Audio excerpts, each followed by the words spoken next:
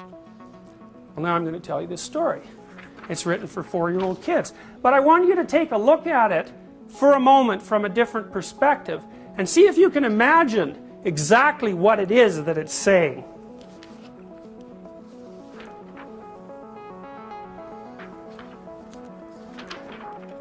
Billy Bixby was rather surprised when he woke up one morning and found a dragon in his room.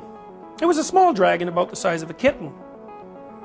The dragon wagged its tail happily when Billy patted its head.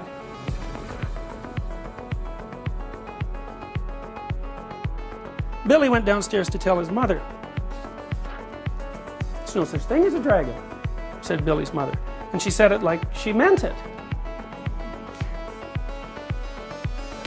Billy went back to his room and began to dress. The dragon came close to Billy in a friendly manner and wagged its tail, but Billy didn't pat it. If there's no such thing as something, it's silly to pat it on the head. Billy washed his face and hands and went down to breakfast. The dragon went along. It was bigger now, almost the size of a dog. Billy sat down at the table. The dragon sat down on the table. This sort of thing was not usually permitted, but there wasn't much Billy's mother could do about it. She'd already said there was no such thing as a dragon. And if there's no such thing, you can't tell it to get down off the table. Mother made some pancakes for Billy, but the dragon ate them all. Mother made some more, but the dragon ate those too. Mother kept making pancakes until she ran out of batter. Billy only got one of them, but he said that's all he really wanted anyway. Billy went upstairs to brush his teeth. Mother started clearing the table. The dragon, who was quite as big as Mother by this time, made himself comfortable on the hall rug and went to sleep. I really like this one. By the time Billy came back downstairs, the dragon had grown so much he filled the hall. Billy had to go around by way of the living room to get to where his mother was. "I didn't know dragons grew so fast," said Billy. "There's no such thing as a dragon," said Mother firmly. Cleaning the downstairs took Mother all morning. What with the dragon in the way and having to climb in and out of windows to get from room to room.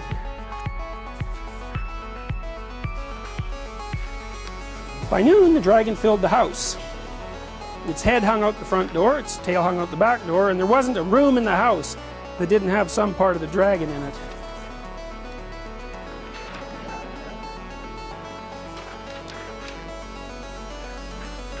When the dragon awoke from his nap, he was hungry. The bakery truck went by. The smell of fresh bread was more than the dragon could resist. He ran down the street after the bakery truck.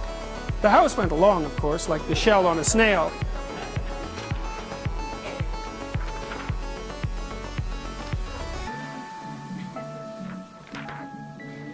The mailman was just coming up the path with some mail for the Bixbys when their house rushed past him and headed down the street. He chased the Bixbys' house for a few blocks, but he couldn't catch it. When Mr. Bixby came home for lunch, the first thing he noticed was that his house was gone. Luckily, one of the neighbors was able to tell him which way it went.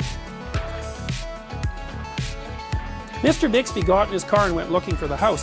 He studied all the houses as he drove along. Finally, he saw one that looked familiar. Billy and Mrs. Bixby were waving from an upstairs window.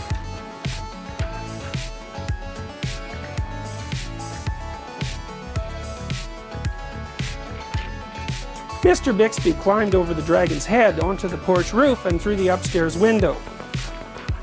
"How did this happen?" Mr. Bixby asked. "It was the dragon," said Billy. "There's no such thing," Mother started to say. "There is a dragon," Billy insisted, "a very big dragon." And Billy patted the dragon on the head. The dragon wagged its tail happily.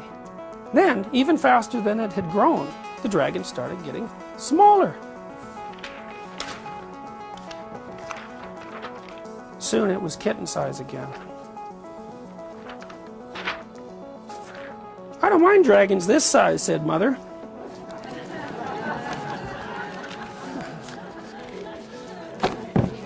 "Why did it have to grow so big?" "I'm not sure," said Billy, "but I think it just wanted to be noticed."